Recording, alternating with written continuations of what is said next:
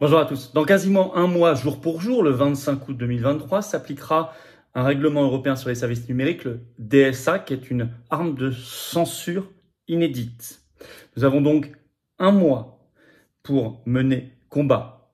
Nous avons déjà beaucoup sensibilisé les Français, allez voir mes vidéos précédentes. Mais là, nous lançons dès maintenant la pétition nationale contre ce sujet, contre le DSA. Elle est en lien sous la vidéo en description. Signez-la et relayez-la dès maintenant. On va en reparler. Et par ailleurs, il y a des nouveautés, il y a des problèmes techniques chez eux qui pourraient faire prendre 1 an, 2 ans, voire 3 ans, voire 5 ans de retard. Je vous explique, des articles sont sortis il y a très peu de temps. Et puis, il y a une grosse source d'inspiration de liberté d'expression, pour le coup, qui vient des États-Unis avec une loi qui est totalement inverse. Comme un espèce de miroir inversé, c'est amusant. En ce moment même, au Congrès américain. Bref, je vous explique tout cela. La grande bataille, le compte à rebours du 25 août est enclenché. C'est le sujet de cette vidéo. N'hésitez pas, elle est très importante. La liberté d'expression, c'est un trésor sacré. C'est un trésor d'intelligence, de débat, d'esprit, de liberté. N'hésitez pas à la partager, n'hésitez pas à relayer ces contenus, n'hésitez pas pour cela à vous abonner à cette chaîne YouTube. Vous cliquez sur le petit bouton en dessous, s'abonner. Je ne peux pas dire mieux. Beaucoup l'ont fait récemment, je vous en remercie beaucoup. Vous êtes abonné à la chaîne, c'est gratuit, bien sûr, il suffit de cliquer, c'est fait en un dixième de seconde et ça aide les algorithmes à mieux recommander nos vidéos, toutes ces vidéos. Grand merci. Profitez-en pour appuyer sur la petite cloche à côté, comme ça vous êtes notifié dès qu'il y a une nouvelle vidéo ou un nouveau direct sur la chaîne. Par ailleurs, vous savez, j'insiste sur le grand congrès des patriotes parce qu'il y a beaucoup de monde qui s'inscrit. C'est entrée gratuite, c'est samedi 2 septembre à Arras. Parking sur place gratuit, restauration sur place à 10 minutes à pied de la gare. Vous savez tout, des tables rondes, des conférences, 9h30, et ça dure jusqu'à la fin de la journée. C'est extraordinaire, c'est un grand moment. On lance les européennes par ailleurs. Alors j'ai annoncé qu'il y aurait Gilbert Collard, André Berkoff, Éric Morillo, Laurent Firode. Je peux vous dire aujourd'hui aussi qu'il y aura Charles-Henri Gallois, le président de Génération Frexit. Il y aura Pierre-Yves Rougeron, président du Cercle Aristote, qui aura d'ailleurs un stand. Il y aura une intervention également vidéo de Régis Le Sommier, d'Omerta. Voilà, 3 nouveaux noms d'intervenants. J'en donnerai d'autres progressivement. Vous avez vu la richesse, la densité intellectuelle et ça va être très sympathique. Vous pouvez vous inscrire, il faut vous inscrire dès maintenant à ce congrès. Le lien est sous la vidéo en description. Encore une fois, c'est entrée gratuite. Si vous vous inscrivez à 2, essayez de le remplir 2 fois, ça nous aide. Merci d'avance. Je vous attends, patriotes. Voilà, je vous attends. Ce congrès va coûter fort cher. Donc, si vous pouvez aider par un don ou une adhésion, une réadhésion, et en même temps, réadhérent, vous rejoignez une grande famille, vous êtes bien chez vous, vous êtes dans le combat, faites-le maintenant. Profitez-en, c'est défiscalisé aux 2 tiers pour vous. Aux 2 tiers. Si vous mettez 60, ça vous coûte 20 en fait. Si vous mettez 300, ça vous coûte 100. Si vous mettez 3000, ça vous coûte 1000. Si vous mettez 10, ça vous coûte 3, etc., etc. Donc profitez-en. Et en plus, vraiment, vous êtes dans le combat anti-oligarchique, sincère, réel, solide, le plus grand mouvement souverainiste et défense des libertés de France. Et ça, c'est beau. Qui n'a pas peur de son ombre, qui n'a pas peur d'aller sur le terrain, qui fait des opérations coup de poing, comme on l'a fait Pfizer, BlackRock, la Commission européenne, la plainte que j'ai déposée, plainte pénale contre Ursula von der Leyen sur ses SMS avec Pfizer, etc. Et on continuera, et toutes les manifs nationales, et tout le reste, et ce congrès. Comment adhérer, c'est le premier lien sous la vidéo en description. C'est un lien également en commentaire épinglé, une petite fiche maintenant sur l'écran, et un lien qui apparaîtra dans les dernières secondes sur votre écran dans cette vidéo. Faire un don de soutien aux patriotes, c'est le deuxième lien sous la vidéo en description. On ajoute en plus des avantages personnalisés pour certains dons, adhésions, réadhésions au-dessus d'un certain montant. Tout est expliqué sur notre site. Bravo aux donateurs, aux réadhérents, bienvenue aux nouveaux adhérents patriotes. Alors mettre la censure en échec. C'est le but de tout ce travail, de cette vidéo. Face à la date clé fatidique du 25 août, l'application du règlement européen sur les services numériques, le DSA, Digital Service Act. Qu'est-ce que le DSA et quels sont ses propos inacceptables contre la liberté d'expression qui ont été tenus récemment? Petit rappel, le Digital Service Act, c'est un règlement de l'Union européenne, toujours dans les mauvais coups bien sûr, le règlement numéro 2022-2065 du 19 octobre 2022, qui pose de nouvelles obligations pour les plateformes de réseaux sociaux qui ont plus de 45 millions d'utilisateurs. Donc c'est globalement toutes celles qu'on connaît, qu'on utilise quotidiennement. Ça peut aller jusqu'à des amendes de 6% de leur chiffre d'affaires annuel, voire la fermeture en cas de récidive totale sur le territoire de l'Union européenne du réseau social. Alors officiellement, c'est, je cite, contre la haine, la manipulation, la désinformation, les contrefaçons. Vous voyez le problème de ces notions qui ne sont pas des notions juridiques. La haine n'est pas une notion juridique. La désinformation n'est pas une notion juridique. La manipulation non plus. Donc vous y mettez ce que vous voulez derrière. C'est subjectif. C'est selon celui qui pilote la loi. C'est le règne de l'arbitraire. Comment s'appelle le règne de l'arbitraire? Ça s'appelle la tyrannie. Il faut faire ces explications pour ceux qui ont du mal à piger le problème. Ils entendent on est contre la haine. Ben oui, on est tous contre la haine, mais ça veut rien dire. Être pour le Frexit, je vous signale que pour les mondialistes, ça veut dire être pour la haine. Être contre le pass sanitaire, ça veut dire être pour la haine dans leur esprit. Être contre le pass carbone qui nous pend au nez, c'est être contre la haine. Être pour la haine aussi, dans leur esprit. Donc vous voyez bien, tout ça n'a pas de sens. Alors notamment, les plateformes auront l'obligation par ce règlement de proposer aux internautes un outil leur permettant de signaler facilement les contenus illicites. Et les premiers signalements les plus lus par les plateformes seront ceux faits par ce qu'on appelle les signaleurs de confiance. Ce sont je cite, des entités ou des organisations qui auront ce statut dans chaque pays en raison de leur expertise et de leurs compétences. En France, je vous le donne en mille, ce seront les fameux fact-checkers. Ils auront une sorte de label d'État, de ministère de la vérité. Et il est précisé, je cite, leurs notifications seront traitées en priorité. Donc ça va leur donner un pouvoir démesuré. Par ailleurs, les réseaux sociaux, les plateformes devront expliquer le fonctionnement de leurs algorithmes. Et lors de crise, entre guillemets, on ne sait pas ce que c'est, la censure sera activable directement par la Commission européenne. C'est ce qu'en dit le site spécialisé Vie publique sur ce règlement, je vous le lis. Un mécanisme de réaction aux crises touchant la sécurité ou la santé publique est prévu.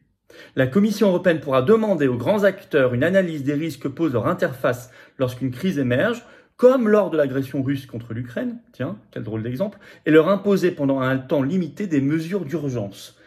Vous voyez ce que ça veut dire, ça? Crise climatique, sécuritaire, sanitaire, etc. La Commission européenne pourra demander des mesures d'urgence aux plateformes, c'est-à-dire de la censure. Hein. On est clair là-dessus. Bon.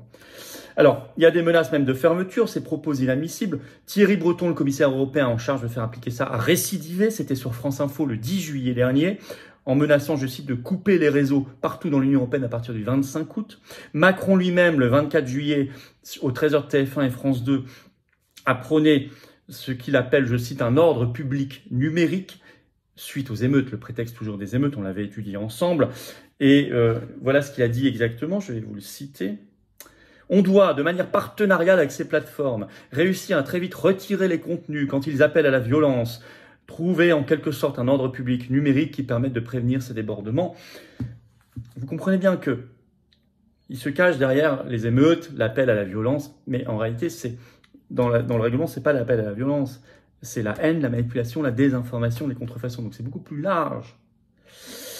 Et début juillet déjà, ça s'est rappelé par un article de BFM TV de ce 24 juillet, Macron avait déjà menacé, il avait évoqué l'idée de couper, je cite, les réseaux sociaux en cas de crise majeure.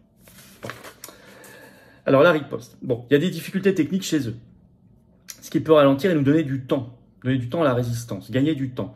Confère article du site spécialisé tout récent, là, ce 25 juillet, d'Heure Active. Le titre « Haine en ligne, les défis des audits de conformité des plateformes ». Je vous résume la problématique en vous lisant un extrait de cet article. Le DSA, donc Règlement sur les services numériques, introduira un régime spécifique pour les très grandes plateformes en ligne à partir du mois d'août. On l'a dit. Je cite, « Ces plateformes devront analyser les risques sociétaux qu'elles engendrent. » Ça veut rien dire.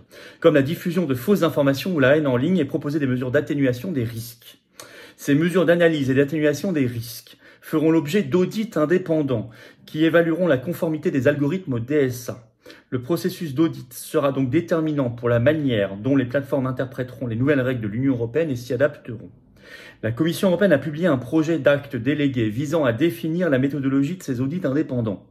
Mais les réactions des cabinets d'audit, des entreprises technologiques et de la société civile mettent en évidence plusieurs points critiques sur ce terme encore inexploré. Et notamment les spécialistes cités dans cet article nous disent, je cite, « Le cadre scientifique n'est pas en place. Comment définir, disent-ils, un risque systémique?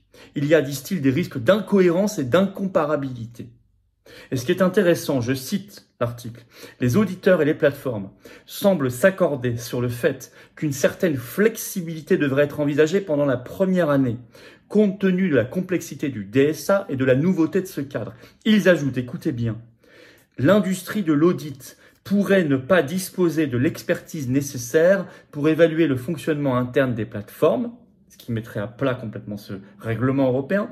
Et je cite toujours, il y aura un processus d'apprentissage collectif qui prendra 3 à 5 ans.